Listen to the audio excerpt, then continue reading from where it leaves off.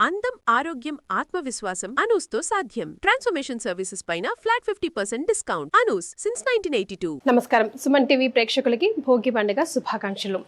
భోగి పండుగ విశిష్టత గురించి, ప్రాముఖ్యత గురించి, ఈ రోజు మనం చేయవలసిన పనుల గురించి, ఆచరించాల్సిన విధి విధానాల గురించి మనకు తెలియజేయడానికి ప్రముఖ ఆస్ట్రాలజర్ బ్రహ్మశ్రీ నందిబట్ల శ్రీహరి శర్మ గురుగారు ఉన్నారు. నమస్తే గురుగారు. వాగర్థ వివ సంపృక్తౌ వాగర్థ ప్రతిపత్తయే జగతః పితరౌ వందే పార్వతీ పరమేశ్వరౌ ఆదిత్యాయ చ సోమాయ మంగళాయ బుధాయ చ గురుశుక్రశనిభ్యశ్చరాహవే కేతవే నమః. శృంగేరి జగద్గురు పీఠాధిపతులకి, కంచి పీఠాధిపతులకి నమస్కారములు తెలియజేసుకుంటూ కార్యక్రమాన్ని ప్రారంభిద్దాం. గురుగారు, భోగి పండుగ శుభాకాంక్షలు అండి. మీకు మీ యొక్క సుమన్ టీవీకి, యాజమాన్యానికి, పనిచేసేటువంటి సిబ్బందికి, వీక్షించే మన ప్రేక్షకులకి భోగి పండుగ శుభాకాంక్షలు. మరి ఈ భోగి పండుగ గురించి, అంటే ఈ రోజు మనం చేయాల్సిన పనులు, చేయకూడని పనులు, విధి విధానం గురించి ఒకసారి మా అందరికీ గుర్తు చేస్తారా గురుగారు? తప్పకుండానమ్మా. భోగ భాగ్యాలని అందించేటువంటి పండుగ కాబట్టి భోగి. అంటే ఈ భోగి అనేటువంటిది ప్రతి పండుగకి ముందు ఉన్నటువంటి రోజుని భోగి అనేటువంటి పదం వాడడం ఆచారం. కానీ బహుళ వ్యాప్తమైంది మాత్రం సంక్రాంతికి ముందు వచ్చే రోజు మాత్రమే భోగిగా మనం. హోలీ పండగకి కూడా అలాగే చేసుకుంటాం. హోలీ పండుగ ముందు రోజు కూడా భోగి. ఇట్లా ప్రతి పండుగకి పూర్వదినము భోగి అని ఉంటుంది, పరదినము అది విధంగా చేసుకుంటాం. అయితే ప్రధానంగా మనది వ్యవసాయకమైనటువంటి సాంప్రదాయమైనటువంటి దేశం కాబట్టి రైతులందరికీ కూడా పంట చేతికి వచ్చి ధనరాశులు నిండా ఉండి సంతోషముతో ఉండేటువంటి రోజు కాబట్టి భోగి అయింది. అంటే భోగభాగ్యాలు అనుభవించడానికి అనుకూలంగా ఉండేటువంటిది. అంతేకాకుండా మనకు ప్రధానంగా ఈ భోగి పండుగకి మహా విశిష్టత ఉందమ్మా. ఒకటా రెండా చెప్పుకుంటూ పోతే చాలా వస్తాయి. అయితే మనకు ప్రధానంగా ఉత్తరాయణం, దక్షిణాయనం అని ఉంది. దక్షిణాయనంలో చివరి రోజు, భోగి తర్వాత రోజు వచ్చేది సూర్యుడు మకర రాశిలోకి ప్రవేశం చేస్తాడు కాబట్టి మకర సంక్రాంతి అవుతుంది. కాబట్టి ఇక్కడ ఈ భోగి అనేటువంటిది ప్రధానంగా చాలా విశిష్టత ఉందమ్మా. అంటే అనేక రకాలైనటువంటి చారిత్రకమైనటువంటి సంఘటనలు జరిగినటువంటి రోజు. అయితే ఈ భోగి పండుగ రోజుననే గోదాదేవి రంగనాథుడిలో ఐక్యమైనదిగా మనకు చెప్తున్నారు. అంటే గోదాదేవి విష్ణు చిత్తుడు అనేటువంటి యొక్క విష్ణు భక్తుడికి తులసివనంలో జన్మించింది. తులసివనంలో అతనికి కనబడింది.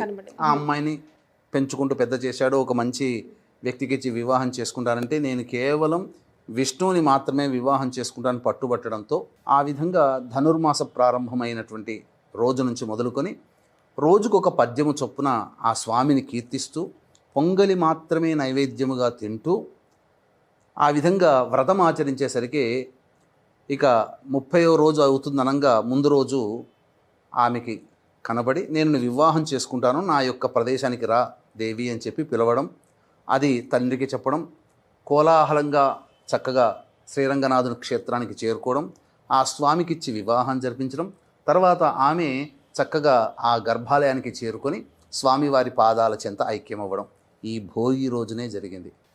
కాబట్టే ఈ రోజున గోదాదేవి కళ్యాణం అనేటువంటిది మనం ఆచరిస్తాం. అయితే ప్రధానంగా మనకు రెండు చారిత్రకమైనటువంటి ఘట్టములు ఉన్నాయి. ఈ భోగి పండుగ రోజున ద్వాపర యుగంలో ఇంద్రుడే అధిపతిగా ఉండేవాడు కాబట్టి ఇంద్రుని యొక్క అనుగ్రహంతోనే అందరికీ కూడాను చక్కగా పాడి పంటలన్నీ చక్కగా ఉండేటివి. అయితే ఈ యొక్క కృష్ణ భగవానుడికి సంబంధించిన యాదవులందరూ ఉన్నారు కదమ్మా, వాళ్ళందరూ కూడా ఇంద్రుని పూజిద్దామనంటే ఇంద్రుని పూజించేటువంటి అర్హత రైతులకి మాత్రమే. మనము గోవులను కాచుకునేటువంటి గోపాలను కాబట్టి మనం ఈ గోవర్ధనగిరి మనకి ఈ యొక్క గోవులకి కావలసినటువంటి ఆహార సామాగ్రి ఇస్తుంది కాబట్టి ఆ గోవర్ధనగిరిని పూజిద్దాం అనడం, ఇంద్రుడికి కోపం రావడం, అలాగే బాగా అధికమైనటువంటి తన దగ్గర ఉన్నటువంటి శక్తినంతా పెట్టి అధిక వర్షపాతాన్ని కలగజేయడం, కృష్ణ భగవాన్ల వారు చిటికన వేలతో గోవర్ధన పర్వతం ఎత్తడం, తర్వాత తన యొక్క యాదవులందరినీ గోవులందరినీ సంరక్షించడం, ఇంద్రునికి గర్వభంగం అవ్వడం ఈ రోజు జరిగింది. తరువాత ఇంకొక చారిత్రక కట్టడం ఏంటంటే వామనావతారము అనేటువంటిది ఎత్తిన తర్వాత ఆ యొక్క వామనావతారం ఎత్తినటువంటి హరిప్రభావం వలన, అనగా శ్రీ విష్ణు స్వరూపమే వామనావతారం కదమ్మా, బలిచక్రవర్తి అధఃపాతాళ లోకానికి వెళ్ళిపోయిన తరువాత ఈ రోజునే పాతాళానికి సంబంధించినటువంటి వెళ్ళిన రోజు సంవత్సరానికి 3 రోజుల పాటు ఆయన అది మనకు దీపావళి సందర్భంగా వచ్చేటువంటిది. కానీ ఇక్కడ ఏంటనంటే పాతాళానికి పంపించిన రోజుగా చెప్పబడి ఉంది. అందుకని బలి చక్రవర్తిని వామనావతారాన్ని కూడా ఈ రోజు స్మరించుకోవాలని చెప్పి మనకు శాస్త్రం చెప్పబడి ఉంది. అంతేకాకుండా ఈ భోగి పండుగ రోజున ప్రధానంగా రవి ఎప్పుడైతే ధనుస్సు రాశిలోకి ప్రవేశం చేస్తాడో ఆ రోజు నుంచి మొదలుకొని భోగి పండుగ వచ్చేంత వరకు కూడా ఇంటి ముందు అనేక రంగవల్లులతో చక్కగా ముగ్గులు వేసి ప్రతిరోజు కూడాను ఉదయము సంధ్యావేళల్లో గొబ్బెమ్మలు పెట్టేవాళ్ళు కదమ్మా. ఈ గొబ్బెమ్మలు పెట్టిన తర్వాత ఇందులో ఆవు పేడతో చేసిన గొబ్బెమ్మలనే వాడేవారు. ఈ 30 రోజుల పాటు కూడా ఆవు పేడతో ఉన్నటువంటి చిలికినటువంటి గోమయం ఉంటుంది కదా, దాని అంతా కూడాను కలాపి చల్లేవాళ్ళు, ఇల్లంతా కూడాను గోమయంతో అలికేవారు. ఇది ఎందుకు వచ్చింది? దీంట్లో మన వాళ్ళు పెట్టినటువంటి వైజ్ఞానిక శాస్త్రం ఉంది. ఏంటనంటే ప్రధానంగా ఈ యొక్క శిశిర ఋతువు, హేమంత ఋతువు, ఈ ఋతువులలో క్రిమి కీటకాదులు బాగా ప్రబలుతాయి. ఇప్పుడు మనం చెప్పుకోదలిస్తే మనం వైరస్ అని చెప్తాం. ఇది పెరిగిన తరువాత దీన్ని నివారించేటువంటిది ఈ ఆవు పేడలో ఉన్నది. అందుకని మీకు గమనించుంటే ఒక 20 ఏళ్ల కిందట ఏ గ్రామంలో కూడా దోమల బెడద లేదు. ఇప్పుడు ఎవరు వాడట్లేరు, అంతా చైనా పెండ వాడుతున్నారు. ఆవు పేడ బదులు అదే రంగు అదే కలరు, రుచి ఏదో అడ్వర్టైజ్మెంట్ వచ్చినట్టుగా రంగు రుచి ఉన్నట్టుగా ఉంది కానీ వాసన లేదు. అటువంటి చైనా పెండను వాడుతున్నారు. మన వాళ్ళు కూడా వాసన రాకుండా ఉండడమే గొప్ప అనుకొని కలర్ను వంట పట్టించుకొని చేస్తున్నారు. అసలు గోమయంతో చేయాలి ఇదంతా కూడా. అందువల్లనే క్రిమికీటకాదులు వచ్చేటువంటి వాడి కావు. ఈ చలికాలంలోనే ఎక్కువగా వైరస్ ప్రబలుతుంది కాబట్టి ఆ రోజుల నుంచే, వేల సంవత్సరాల నుంచే మన వాళ్ళు గోమయంతో ఇంటిని అలికేవాళ్ళు, పరిశుభ్రంగా వాకిలి కూడాను అలికేవాళ్ళు. ఇక తదనంతరం ఈ భోగికి సంబంధించినటువంటి విధానంలో ఉన్నటువంటి ఏంటంటే పాతది వదిలి కొత్తది మనం తీసుకోవాలి. దీంట్లో ఉన్నటువంటి అంతరార్థం ఏంటంటే పాతబడినటువంటి మనం ఇప్పటి వరకు మనం ఏవైతే చెడు ఆలోచనలు, దుర్మార్గమైనటువంటి పనులు చేసామో వాటన్నిటికీ స్వస్తి కలిపి కొత్త జీవితాన్ని ప్రారంభించాలి అనే ఉద్దేశ్యం. కానీ మన వాళ్ళు తెలియక ఇంట్లో ఉన్న పాత వస్తువులన్నీ తీసుకొచ్చి భోగి మంటలుగా పెడుతుంటుంటారు. ఎంత తప్పు చేస్తున్నామనంటే దీనివల్ల కాలుష్యము బాగా పెరిగిపోయి సిటీలో కంటే కూడా ఇప్పుడు పల్లెటూళ్ళలో వాయు కాలుష్యం ఎక్కువగా అయింది. ఎందుకనంటే ఈ భోగి మంటల్లో వాడాల్సినటువంటివి ఏంటంటే పంచ సమిధలు అని అంటారు. అంటే మేడి, మర్రి, జువ్వి, మోదుగా, మామిడి, ఈ 5 రకాల వృక్షముల నుంచి వచ్చినటువంటి కాండములని, కట్టెలను తీసుకొని వచ్చి భోగి మంటలుగా పెట్టాలి. అందులో ఈ 30 రోజుల పాటు ఉన్నటువంటి గొబ్బెమ్మల్ని, ఆవు పేడతో చేసిన గొబ్బెమ్మల్ని తీసుకొచ్చి పెట్టాలి. ఆ గొబ్బెమ్మల్ని పొద్దునంతా పెట్టి సాయంత్రం కాగానే పిడికలుగా చేసేవాళ్ళు, లేకపోతే ఆ గొబ్బెమ్మల్ని అట్లాగే పెట్టేవాళ్ళు. ఈ విధంగా పెట్టి ఆ ఆవు పిడికల్ని ఆవు నెయ్యి వేసి వెలిగించేవాళ్ళు. తద్వారా ఒక 10 గ్రాముల యొక్క ఆవు నెయ్యి గనక ఈ చెప్పబడినటువంటి వృక్ష కాండములతో గనక జతచేరి అగ్నికి ఆహుతి అయితే 1 టన్ను ఆక్సిజన్ అనేటువంటిది ఉద్భవించేది. అది అందుకని ఆ పాతకాలపు రోజుల్లో ఊరికి ఒక చోట మధ్యలో, ఊరి మధ్యలో బొడ్రాయి దగ్గర ఈ భోగి మంటలు వేసేవాళ్ళు. తెల్లవారుజామునే వేసేవాళ్ళు. అందరూ మేల్కొనేవాళ్ళు. చక్కగా ఆ భోగి మంటల చుట్టూ పిల్ల పాపలందరూ కూడాను ప్రదక్షిణలు చేసేవాళ్ళు, డప్పులు కొట్టుకుంటూ పాటలు పాడుకుంటూ చేసేవాళ్ళు. ఇదంతా ఏంటంటే ఆ చుట్టుపక్కల అగ్ని ఉన్నటువంటి చుట్టుపక్కల ఉంటే ఆ వాయువులు పీల్చి ఈ గత కొన్ని రోజులుగా మన శరీరంలో ఏర్పడినటువంటి వైరస్లు ఏవైతే ఉంటాయో అవన్నీ కూడాను సంహరించబడేటివి. ఇన్హేలర్తో పని లేదమ్మా.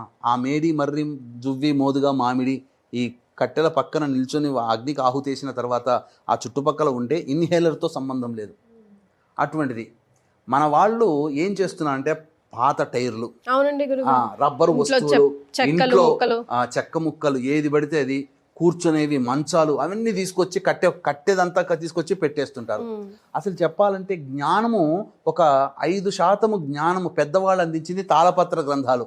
పాత వస్తువులు పడాలంటే తాళపత్ర గ్రంథాల యొక్క విశిష్టత తెలియక మన వాళ్ళు ఎంతో విజ్ఞానాన్ని పంచే తాళపత్ర గ్రంథాలని కూడా మంటల్లో వేసేసి చాలా మటుకు జ్ఞానాన్ని నష్టపోయాం.